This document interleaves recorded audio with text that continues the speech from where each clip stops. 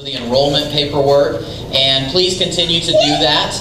This is going to be recorded as well, as you can see, and so if you feel like you missed something, or if you know somebody who couldn't be here, this will be posted on our website as well. So certainly focus on that paperwork that you're filling out.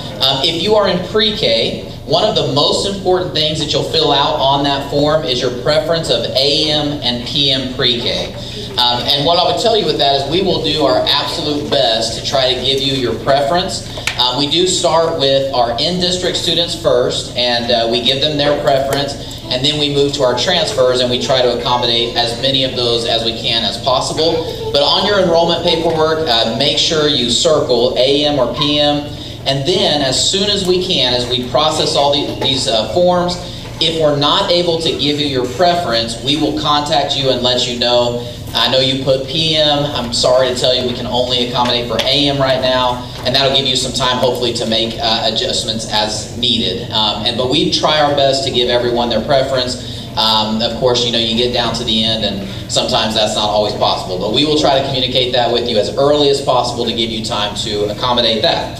Well, let me start off by introducing myself. My name is Ruben Bellows. Your kids will know me as Mr. Bellows, and so you'll hear Mr. Bellows quite a bit. And I'm the principal here at Earl Harris Elementary School, also commonly known as Bethany Elementary School.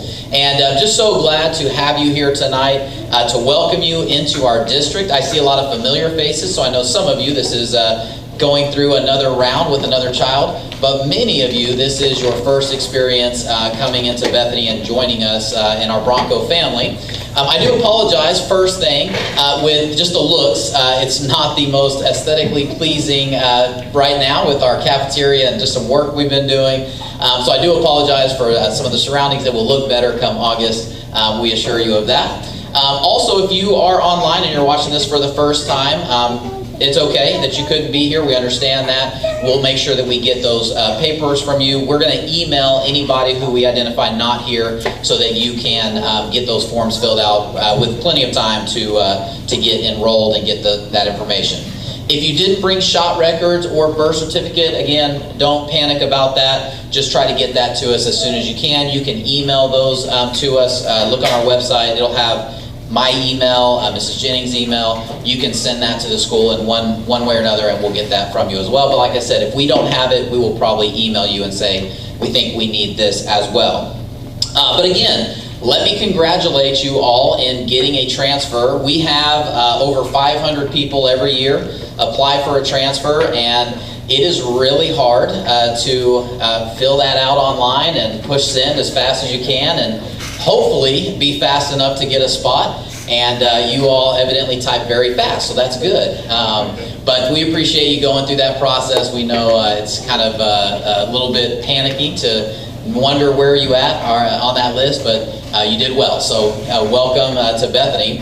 I want to tell you a little bit about tonight, about Bethany, particularly Bethany Elementary, but also about being a transfer.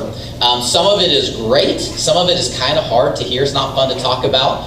But we want to talk about all these things because this will probably be the only time that we ever mention that you are a transfer, or that your status as a transfer may look a little different than someone who lives in district.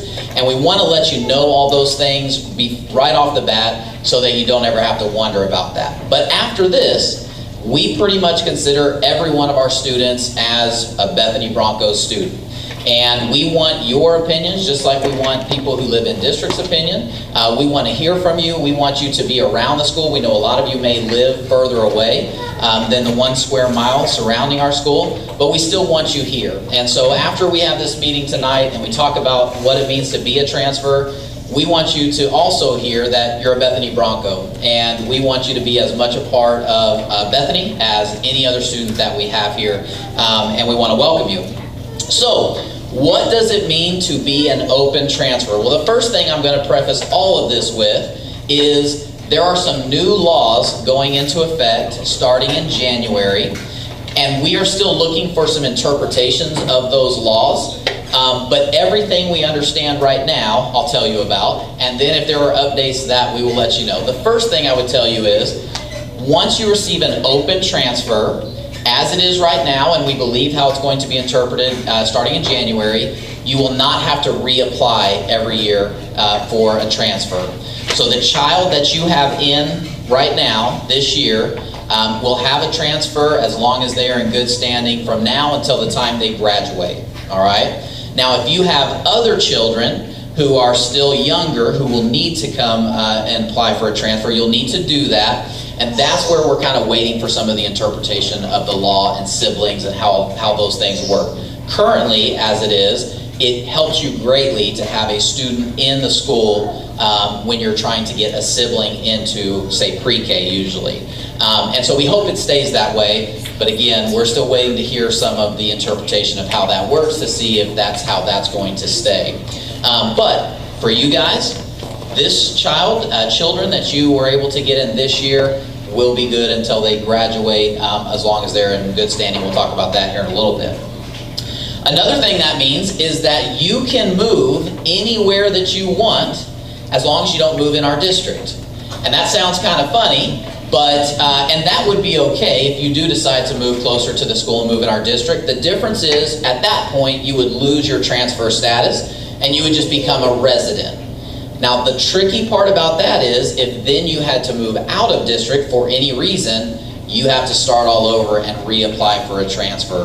And so my advice to you would be, you got your transfer, just don't move in district. And it is the best advice I could give. I can't tell you how many tough conversations I've had to have where even people who just started out in our district then move out, apply for a transfer, and we just have to go first come, first serve, and we're not able to consider people who have been here any different. And it's very strange how some of that works, but what I would tell you is just stay living outside of district and your transfer will stay intact. And then another thing I want to talk about is kind of what makes us unique. So Bethany is a very small district. It's, I would say, less than 1 square mile around our district. And so our district is composed of about 50% transfers and about 50% of students who live right close to our school in our district. And I would tell you that is the thing that makes Bethany unique and makes it special.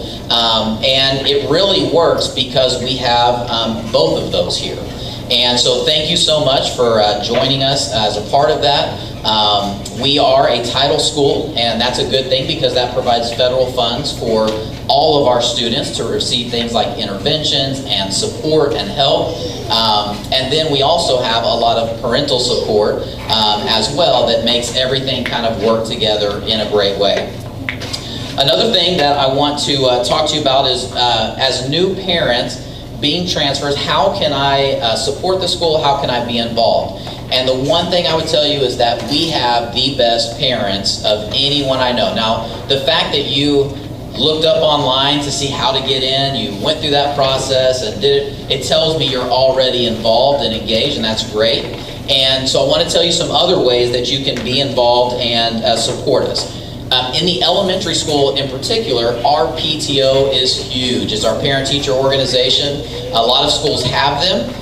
No one has a PTO like we have a PTO, and I can assure you that. So our annual budget of just our elementary PTO typically runs around $70,000 to $80,000 that we bring in and spend out. Sometimes that budget gets over $100,000. And it really makes our school go. We have Chromebooks that have been purchased. We've renovated our library.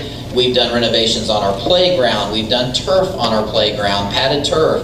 All of those things happen because of our PTO and the fundraising they do. So when it's time for Fuzzy Friend Day on Friday and your child asks you for $1 to bring a fuzzy friend, all those little things that are kind of fun for the kids are little things that help with that as well. And so we don't ask you for, hey, you're enrolling, so here, if you'll pay us X amount of dollars. We don't do that. What we ask is that support us through the little fundraisers, through the jog-a-thon, through the chocolate, candy bar sales, and then not every Friday, but on some Fridays we'll have these fun little activities. And if you would support us in those little things along the way, it just allows us to provide more for your kids. And so continue to support them, but not just with money. We also ask that you volunteer. If there's an opportunity at back to school night you're going to get a form through our PTO that asks all the different ways that you can volunteer. Putting your name on that form doesn't mean you're locked in and that you're committed and whatever you said you're going to have to do. We'll still contact you and ask you, hey, are you able to do this, whether that's homeroom parent, or there are a lot of different things that they can do. But we try to spread that out among as many parents as possible so that it's manageable for everybody. But definitely volunteer if you get an opportunity to help out. And if a PTO parent calls you and says, hey, can you help out with this? Please, please, please try to say yes as much as possible. Another organization that is crucial to what we do is our foundation, our Bethany Public Schools Foundation. They provide grants for our teachers where they're able to write grants and get things for their classroom. I would tell you every single classroom in our school building, school district, has something that was purchased through the foundation. And those grants are funded through things like the foundation auction and just other little things that they'll have throughout the year. You'll hear more information about them on back to school night, you know, as far as how you can contribute to our foundation. But again, they are a critical piece of what we do. And then again, just anything else that comes along the way, we want you to be a part of those things. Another thing you can do is come to activities. One of the great things about Bethany, and if you've never been to like a Bethany football game or a Bethany high school sport, it is a full community event. We'll have at the football games, we'll have a hill full of families, run around kids playing. It is a different kind of atmosphere. It's kind of a small town atmosphere. And if you haven't been to one, come to one of those games and let your kids play with their friends and run around while we watch a football game. Basketball games the same way. Any sporting event that you can come and support, it's just a fun community feeling to it. And so I'd encourage you to participate in those things. Also, our high school sports have a lot of camps, and we have like junior Bronco cheer, and there's camps in the summer, and there's all kinds of things they can participate in. When you get those flyers in what's called a saddlebag for us, take a look at those things and see if that's something your child may want to try. Give it a shot the first time. If they don't like it, they don't have to do it the next time. But it's a lot of fun and a great way to support our schools as well. And then communication, which is a big one for any school parent relationship. We want you to have the information that you need to be able to do these things. And so some of our key forms of communication are, as I mentioned, saddlebags. Now, saddlebags are basically a folder that goes home, and it'll have any flyers, any information that we want you to have, it'll be in that. And that goes out on Thursdays. So every Thursday, your child will get that little folder that has the most important things coming up. So look for that. Also, we use something called Class Tag. Our whole school uses it. It's a classroom, kind of a mini classroom website. And your teachers are able to send out messages just to your class. I'm able to send out messages to the whole school. You're able to send messages directly to the teacher. It is probably the best way to communicate that we have, and everybody uses it. And then email is obviously another great way to communicate with the teacher. Phone calls are the hardest. Our teachers don't have phones in their rooms, and so if you call us, they will get the message, but it may take them longer to respond to that. But if you want to have a phone conversation, you also can send an email and just say, can you give me a call at this number, and we'll be happy to do that as well. And then most classes and grades are also going to have their own classroom newsletter that will have sight words on it. It'll have what's going on that week. Again, any important information that has to do with that particular class or that particular grade level. And so that is essentially the general information that you need to know as far as how our school operates. Another interesting thing that may kind of be surprising that we do ask is when you get the paperwork at the beginning of the year, there's free and reduced lunch forms. And we know that not all of our families are going to qualify for those with those forms. What we ask is that everybody fills them out. I mentioned we're a title school before. That is all based on those forms. And we don't want to miss anybody at all, because that will affect our federal funding and what we're able to do as far as interventions and programs we're able to offer for kids. And so if you make $1 million a month, we're still going to ask you to fill out this form just so we can ensure that everybody has filled it out, to make sure we have everybody possible included in that, so we get those dollars from the federal government that helps us do what we do. So I know it's tedious, and sometimes you're thinking in your mind, I know I'm not going to qualify, and you may not. We're probably still going to ask if you could please do that, whether online or through the paper application. Let's see, I think that is the most important thing that you'll need to know just initially. Now, this is the not so fun part, that you'll only hear this one time, and you probably will never hear this again. But I want to tell you kind of a process about when I said as long as your child is in good standing, and what does that mean? And we want to be very clear, very specific about what that means, but also what happens if things go wrong or things start to happen that are maybe not in good standing. So there are 3 things that could affect your child's transfer, all right? The first one, probably one of the most important, is attendance. Attendance is a big thing because it also affects our funding, but also it affects your child's learning. And so a child is going to learn more when they're here at school as much as possible. And so we really look at attendance as a gauge of the engagement of your child. And so there are specific guidelines to that I think actually this new law will put into place as well. And that doesn't mean you have to have perfect attendance. It really just means we want you to communicate with us when you're not able to attend. If you have a dentist appointment, doctor's appointment, those things happen. If your child gets sick, those things happen. What we look at is, are you communicating with us when those things come up? And as long as you're communicating with us, we want to work with you as much as possible.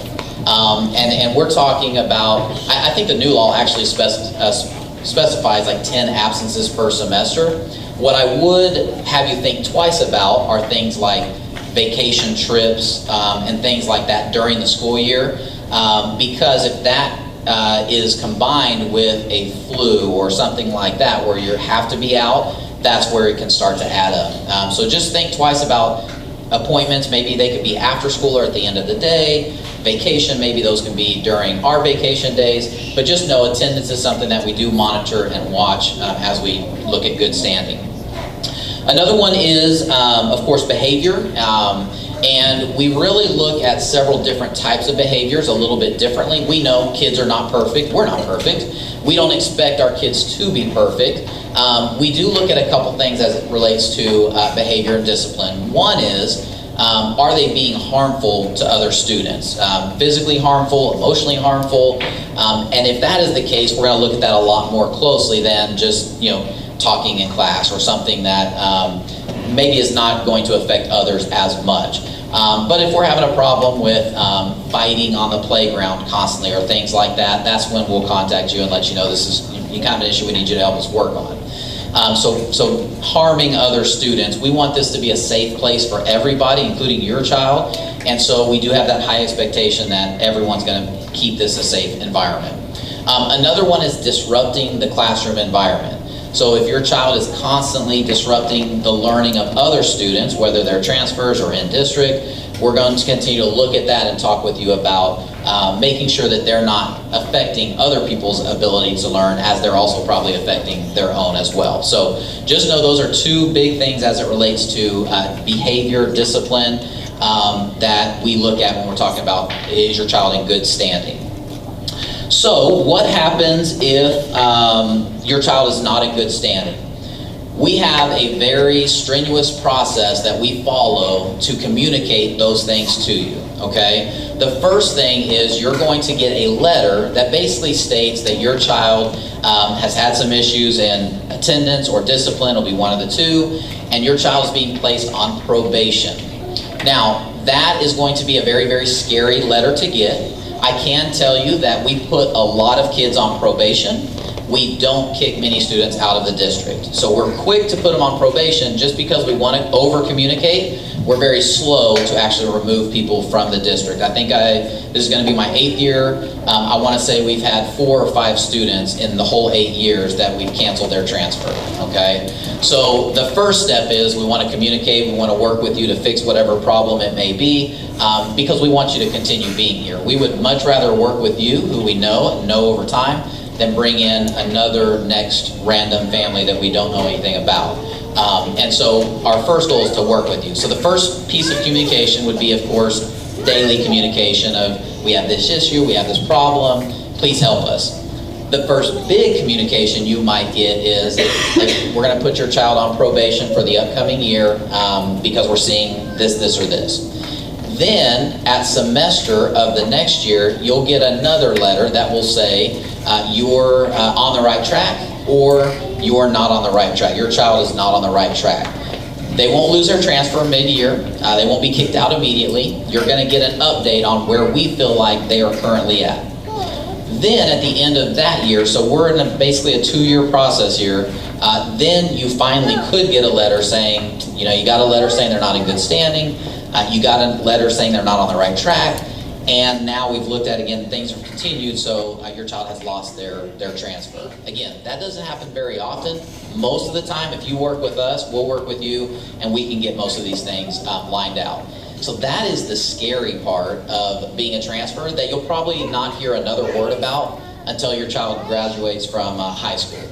But we want to have this opportunity to tell you that it is a factor, it is a process we have involved with being a transfer, because we just feel like everybody needs to hear it one time to know that it's even a factor, okay? Let's see. One thing I also want to make clear, academics are not something that we consider for as far as transfer goes. If your child is a struggling learner, then we want to work with you to help them learn.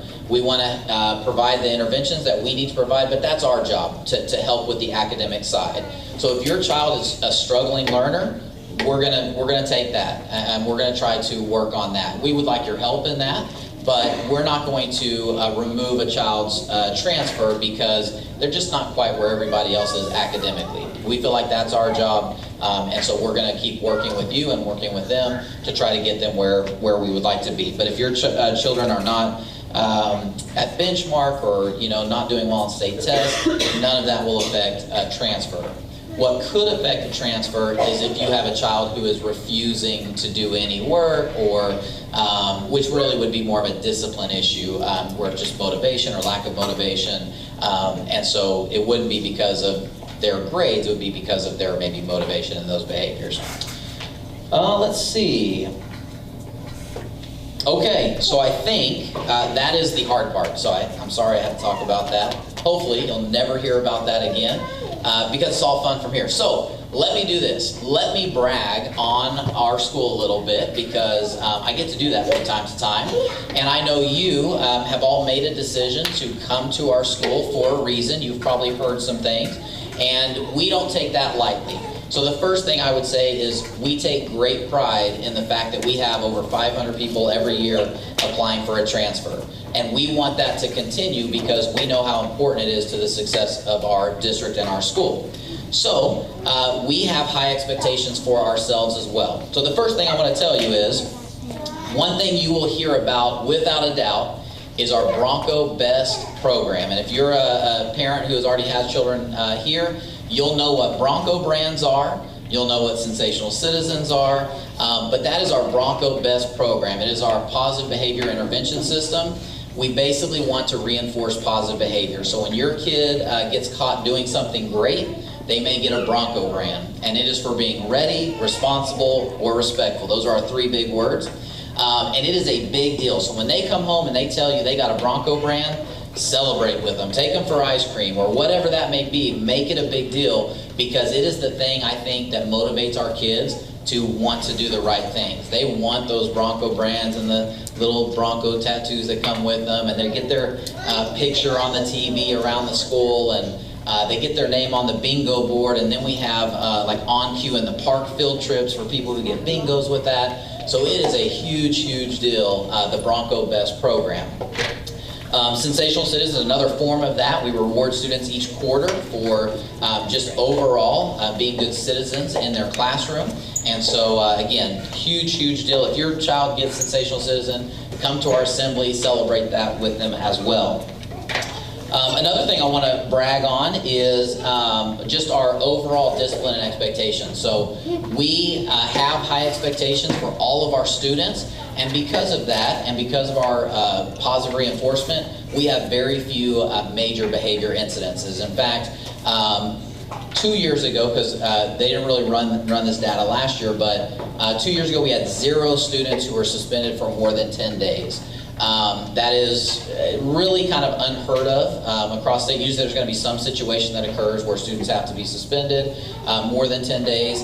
We had 0. And then we only had 13 students total that had to be suspended for any reason for 1 day or more. And so where a lot of schools are having to focus on fights on the playground or bullying or things like that, and we're not immune to those things, but they happen on a much, much smaller scale, and we're usually able to catch them early on before they become big, big things. And so it is something we take pride in because it's a safe environment for your kids as well. This is probably our greatest thing. Our teaching staff is you'll hear a lot of principals brag and say they have the best teaching staff in the state of Oklahoma. And I'm sure they feel that way.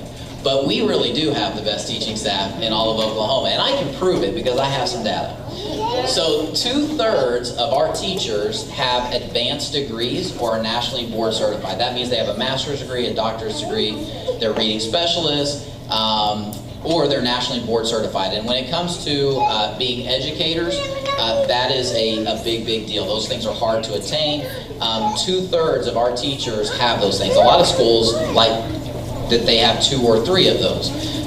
It is amazing. When we have applications for new teachers, we'll get 40 to 50 applications that come in for those teaching positions, which means we're able to select from some of the top teachers in the area. And they want to come here because we have great students, we have great teachers, we have great community support, and so we have this nice snowball that continues to roll where we get great parents because you want to be here, which means we get great students, which means we get great teachers, which means we have great teachers and your students continue to learn at a high level. So we truly do have the best staff in all of Oklahoma, and we have all those things to support that as well.